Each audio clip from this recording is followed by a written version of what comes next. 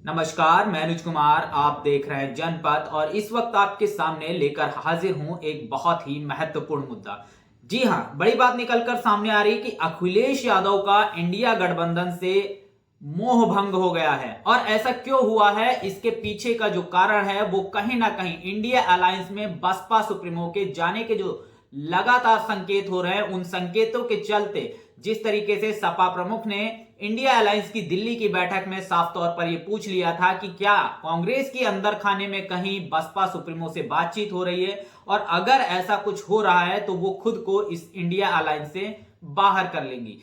अखिलेश यादव की जिस तरीके से आप देख रहे हैं बसपा के प्रति जो नफरत उनके दिल में है वो साफ तौर पर जगजाहिर होती हुई नजर आ रही है, और इसी के चलते उनका इंडिया गठबंधन से मोह भंग हो गया है। पूरी खबर को आपके सामने रखूंगा, लेकिन उससे पहले आपसे अनुरोध है पूरी वीडियो को ज्यादा ज्यादा शेयर करिएगा ताकि ये वीडियो हर एक इंसान तक पहुंच कर सके। चैनल को सब्सक्राइब कर लीजिएगा ताकि मेरी हर एक वीडियो आप तक समय से पहुंच सके। बड़ी बात निकल कर आ रही है, और आप जिस दरअसल ये जो बात है ये इस तरीके से निकल आ रही है कि सपा प्रमुख अखिलेश यादव आजमगढ़ के दौरे पर थे, और आजमगढ़ के दौरे पर चलते हुए जब उनसे तमाम पत्रकारों ने इंडिया गठबंधन की मजबूती को लेकर तमाम चीजें उनसे पूछी तो उन्होंने साफ तौर पर कहा कि पीडीए ही एनडीए को हराएगा। बड़ी बात निकल कर आई और इंडिया गठबंधन पर सवालों के जवाब देते हुए वो बचते हुए नजर आए। और जरूरी नहीं होता हर कोई इंसान जो है अपनी बातों को खुलकर बोलकर ही बताए, कभी कभी सांकेतिक भाषा में भी इंसान सारी चीजों को बयां कर देता है, और जिससे साफ तौर पर पता चल जाता है कि उसके अंदर की मंशा क्या है। और अखिलेश यादव का जिस तरीके से रवैया है, जिस तरीके से वो इंडिया अलायंस को धमका रहे हैं, जिस तरीके से वो कह रहे हैं कि बसपा सुप्रीमो के आने से वो खुद को इंडिया अलायंस से दूर कर लेंगे, इससे साफ तौर पर जगजाहिर होता है कि उनकी जो नफरत है वो बसपा सुप्रीमो के प्रति कितनी है, इंडिया अलायंस की मजबूती को लेकर वो कितना संजीदा है, ये साफ तौर पर नजर आता है। और इसी के तहत अगर देखा जाए, जहां इंडिया अलायंस अभी पूरी तरह से संपूर्ण नहीं हुआ है, उसमें बसपा सुप्रीमो की एंट्री बाकी है, उसमें तमाम अन्य छोटे छोटे दल हैं उनकी भी एंट्री अभी बाकी है। लेकिन अखिलेश यादव यहां पर जहां एक तरफ कह चुके थे कि वो उत्तर प्रदेश में जो तमाम सीटों को बंटवारा है वो अखिलेश यादव की तरफ से किया जाएगा, और अखिलेश यादव ने साफ तौर पर कहा था मैं खुद, हमारी जो पार्टी है वो 65 सीटों पर चुनाव लड़ेगी। वहीं इंडिया गठबंधन अभी कोशिश में लगा हुआ है कि मायावती इस अलायंस में आ जाएं, जिससे कहीं ना कहीं जो इंडिया अलायंस है उसको संपूर्ण मजबूती मिल सके। उसको लेकर भी बात करेंगे, लेकिन उससे पहले बात करते हैं अखिलेश यादव की। अखिलेश यादव की तरफ से, उनकी पार्टी की तरफ से एक बड़ी खबर निकल कर आ रही है कि अखिलेश यादव की जो पार्टी है उसने फर्रुखाबाद सीट से अपने कैंडिडेट को अनाउंस कर दिया है। डॉक्टर नवल किशोर को उसने अपना जो है कैंडिडेट बनाया है, और अखिलेश यादव की तरफ से जहां इंडिया गठबंधन एक तरफ तमाम सीटों का निर्धारण करने के लिए तमाम अलायंस के में तमाम दलों को शामिल करने की कोशिश में लगा है, वहीं अखिलेश यादव लगातार अपनी सीटों का अनाउंस कर रहे हैं। और यह भी कहा जा रहा है कि तमाम जो 80 सीटें हैं उनको लेकर अखिलेश यादव की तैयारी है। उन्होंने तमाम जो उनके प्रत्याशी होने वाले प्रत्याशी होंगे उनको बुलाकर आधिकारिक रूप से नहीं लेकिन औपचारिक तौर पर उनको ये बता दिया है कि आप अपनी अपनी सीट पर मजबूती से तैयारी करते रहिए। और जिस तरीके से फर्रुखाबाद सीट से ये चीज निकल कर आई कि उन्होंने अपना कैंडिडेट अनाउंस भी कर दिया है, तो इससे साफ तौर पर यह जाहिर हो रहा है कि अखिलेश यादव इंडिया गठबंधन को लेकर कितना संजीदा है, और कितना वो संजीदा है आने वाले समय में भारतीय जनता पार्टी को रोकने के लिए। राजनीतिक विशेषज्ञों की अगर माने तो उनका यहां तक कहना है कि समाजवादी पार्टी हो, चाहे आम आदमी पार्टी हो, चाहे ममता बनर्जी की टीएमसी पार्टी हो, इन सभी का वजूद तभी तक है जब तक भाजपा इन प्रदेशों में मजबूत है। भाजपा के कमजोर होते ही इन राजनीतिक पार्टियों का जो औचित्य है वो कहीं ना कहीं, इनका जो भविष्य है वो अंधकार में नजर आएगा। वहीं अगर इस अलायंस में बसपा सुप्रीमो शामिल होती हैं तो वैसे ही अखिलेश यादव जिस मजबूती से चुनाव लड़ने की बात कर रहे हैं वो कहीं ना कहीं अखिलेश यादव की जो अहमियत है इस अलायंस में वो खत्म हो जाएगी। ऐसा मैं क्यों कह रहा हूं, क्योंकि अगर आप पिछले कुछ सालों के वोट पैटर्न की बात करेंगे तो 2014 से लेके 2022 तक के जो 4 बार के चुनाव हुए, अलग अलग जो चुनाव हुए, उन चुनावों में मुस्लिम समाज ने एक मुश्त होकर अखिलेश यादव को वोट दिया, लेकिन अखिलेश यादव कहीं ना कहीं बीजेपी को रोकने में नाकामयाब साबित हुए। यही बड़ी वजह रही कि अब जो पिछला निकाय चुनाव हुआ उस निकाय चुनाव में आपने देखा होगा कि तमाम जो दल है, तमाम जो मुस्लिम समाज का जो वोट है वो कांग्रेस और बहुजन समाज पार्टी की तरफ से शिफ्ट हुआ है। अब कांग्रेस लगातार कोशिश कर रही है, तो लगातार तमाम जो है मार्च निकाल रही है, तमाम रैलियां करती हुई नजर आ रही है, जिससे वो मुस्लिम समाज को और मजबूती से जोड़ सके।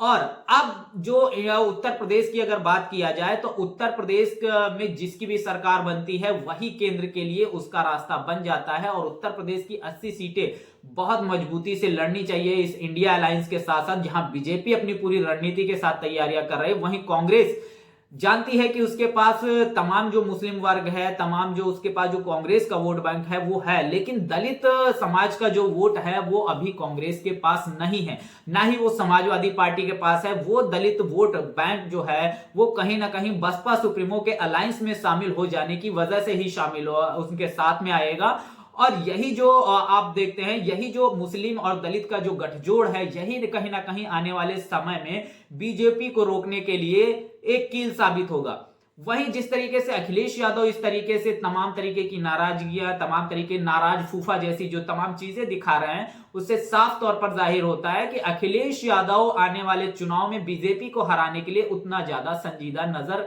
नहीं आ रहे। और इसको भांप जो चुका है, मुस्लिम समाज भी इसको भांप चुका है। तो अखिलेश यादव अगर इस अलायंस से बाहर होते हैं तो उनकी क्या कुछ स्थिति होगी वो तो समय ही बताएगा। लेकिन राजनीतिक विशेषज्ञों की अगर मानते हैं तो वो बताते हैं कि अगर ऐसा कुछ होता है, अखिलेश यादव स्वतंत्र चुनाव लड़ते हैं, बाकी सभी राजनीतिक पार्टियां इंडिया अलायंस के तहत चुनाव लड़ेंगी, तो अखिलेश यादव 3 से 4% तक ही पहुंच पाएंगे वोट परसेंटेज के मामले में। वहीं जिस तरीके से बड़ी खबर निकल कर आ रही है उत्तर प्रदेश के हवाले से, और उत्तर प्रदेश में जिस तरीके से माहौल बन रहा है, और जिस तरीके से आपने मेरठ में देखा होगा दलित पार्षदों की पिटाई हुई, उस पर लगातार तमाम विपक्षी जो इंडिया अलायंस की तमाम घटक दल गए, बसपा सुप्रीमो की तरफ से उस पर ट्वीट आया, तो तमाम जो दलित है वो लगातार भाजपा के प्रति उग्र है, भाजपा के प्रति उसके अंदर एक रोष व्याप्त है। और इसका जो प्रभाव है वो कहीं ना कहीं आगामी चुनाव पर दिखाई देगा, क्योंकि जो दलित समाज है उसको जो बाबा साहब भीमराव अंबेडकर, मान्यवर कांशीराम साहब, मायावती जी के द्वारा जो स्वाभिमान मान सम्मान दिया गया, उस पर भाजपा के द्वारा ये डायरेक्टली जो प्रहार हुआ है, इससे जो है तमाम जो पूरे जो उत्तर प्रदेश का, पूरे देश का जो दलित समाज है वो बहुत ज्यादा रौश में है। और इसका जो रिजल्ट है वो आपको चुनाव में दिखाई देगा। और यही बड़ी वजह है कि कांग्रेस अब चाह रही है कि बहुजन समाज पार्टी इस अलायंस में आए और बड़ी मजबूती के साथ आगे चुनाव लड़ा जाए। लेकिन बसपा सुप्रीमो की तरफ से अभी तमाम पत्ते नहीं खोले गए, क्योंकि इंडिया अलायंस में जो भी चीजें बनती हैं, तमाम प्लानिंग होती है बीजेपी को हराने के लिए, वो प्लानिंग जो है वो प्रचार प्रसार कर देते हैं, उस प्लानिंग को लीक कर देते हैं। और मायावती की एक रणनीति रही है, वो जो भी प्लानिंग करती हैं उसको सीक्रेटली लागू कर देती हैं, और जिसको विपक्षी जो है वो भांप ना सके तभी उसकी काट खोजी जा सकती है। और यही बड़ी वजह है, क्योंकि मायावती एक पंचायती लेडी नहीं है, वो तमाम तरीके की जो चीजें हैं वो सीक्रेटली और अपने अनुसार करती हैं। और इसी की वजह से उनकी 4 बार की सरकार बनी, जिसमें उन्होंने भारत देश के एकमात्र नेता हैं जिन्होंने भाजपा का भी इस्तेमाल किया, भाजपा का प्रयोग करके उन्होंने अपनी सरकारें बनाई, और जब तक सरकार उनकी चली उन्होंने चलाई, बाद में उनसे गठबंधन या उनका समर्थन खत्म कर दिया। तो ये आप साफ तौर पर समझ सकते हैं। और ऐसा इंडिया अलायंस में तमाम चीजें जो हो रही है उससे ऐसा संभव होता हुआ नजर नहीं आ रहा है। और इसी का परिणाम जो है 2019 के चुनाव में भी आपने देखा होगा कि अखिलेश यादव और मायावती जी का गठबंधन हुआ, और इन लोगों ने पहले ही अपने कैंडिडेट अनाउंस कर दिए। भाजपा ने इसका भरपूर फायदा उठाया और तमाम जातिगत समीकरण और सामाजिक समीकरण बनाते हुए अपने कैंडिडेट अनाउंस किए, और उसका प्रभाव यह हुआ कि भाजपा जो है चुनाव जीतकर मैदान में आ गई। मायावती जी की जो रणनीति है वो सिर्फ मायावती जानती है, उसको कोई नहीं जानता है। तो इसीलिए मायावती अपने पत्ते अभी नहीं खोल रही हैं। आचार संहिता लगने के बाद, आचार संहिता लग जाए उसके बाद, या फिर अपने जन्मदिन के मौके पर वो शायद इस तरीके के पत्ते खोले। हालांकि उनके जन्म दिवस पर बसपा की एक, ये भी कहा जा रहा है कि एक वेबसाइट लॉन्च हो रही है, एक ऐप लॉन्च हो रही है, जिससे तमाम जो कार्यकर्ता डायरेक्ट उनके साथ जुड़ेगा। और मायावती जी जनवरी से उत्तराखंड और उत्तर प्रदेश के तमाम जिलेवार जो है रैलियां करने वाली हैं, ये भी सुनने में आ रहा है। तो जिस तरीके से बड़ी खबर निकलकर अभी ये आई कि अखिलेश यादव, इंडिया अलायंस के प्रति उनका जो मुंह है वो भंग हो गया है, और उन्होंने अपने कैंडिडेट का जो अनाउंस है वो शुरू कर दिया है। और इसी के तहत अगर देखा जाए तो अखिलेश यादव ने, जब उनको इंडिया अलायंस को लेकर कोई भी बात करता है कि इंडिया अलायंस में क्या कुछ हो रहा है, क्या कुछ उसकी रणनीति रहेगी, तो वो हमेशा कहते हैं कि पीडीए ही एनडीए को हराएगा। तो ये बड़ी बात उनकी तरफ से निकल कर आती है। वो कभी भी इंडिया अलायंस के प्रति इस तरीके से संजीदा नहीं रहे हैं। हालांकि जिस तरीके से चीजें हो रही हैं और जिस तरीके से बसपा सुप्रीमो को शामिल करने की कवायद चल रही है, वहां कांग्रेस के तो नेता इस पर लगे हुए हैं, लेकिन कांग्रेस का जो शीर्ष नेतृत्व है उसकी तरफ से अभी कोई भी हलचल दिखाई देती हुई नजर नहीं आ रही। वहीं बसपा सुप्रीमो ने जनहित और देशहित में तमाम लोगों को किसी के साथ जाने की संभावना इस तरह के बयान देकर अपने तमाम जो गठबंधन के जो दरवाजे हैं उन्होंने खोल रखे हैं। लेकिन अब सामने से जो शीर्ष नेतृत्व है कांग्रेस या इंडिया अलायंस का, उसकी तरफ से क्या प्रतिक्रिया है वो निकलकर सामने आए, तभी कुछ चीजें जो है वो क्लियर हो सकती हैं। लेकिन हो सकता है अंदर खाने में सारी चीजें चल रही हैं, उस पर किसी भी तरीके की कोई टिप्पणी करना अभी उचित नहीं होगा, क्योंकि जब चीजें सामने आएंगे तभी उनको बताया जाए तो ज्यादा बेहतर होगा। तो जिस तरीके से आपने तमाम चीजें देखी, अखिलेश यादव जिस तरीके से इंडिया गठबंधन को मजबूत करने की बात करते हैं, एक तरफ ये भी बात करते हैं कि अगर बीजेपी अब से जीत कर आ गई तो वो वोट देने का अधिकार भी छिन जाएगा। तो क्या अखिलेश यादव सच में इस चीज को समझते हैं कि अगर बीजेपी जीत कर आ गई तो वोट का अधिकार छिन जाएगा? अगर ऐसा होता तो वो खुशी खुशी बोलते कि बसपा को भी लाइए और भी जो दल हैं उन सबको लाइए और एक बड़ी मजबूती के साथ बीजेपी को हराने के लिए चुनाव लड़ा जाए। लेकिन अखिलेश यादव की तरफ से इस तरीके की संजीदगी नजर नहीं आती है और वहीं तमाम उनकी फोटोज वीडियोज जो लगातार वायरल होती हैं, बीजेपी के नेताओं के साथ वायरल होती हैं, उन पर भी लोग लगातार तमाम तरीके की टिप्पणी करते हैं। और अखिलेश यादव की तरफ से इस तरीके की बात करना, इस एनडीए अलायंस से उनका मोह भंग हो जाना, कहीं ना कहीं ये इसका जो सीधे सीधे तौर पर जो फायदा है वो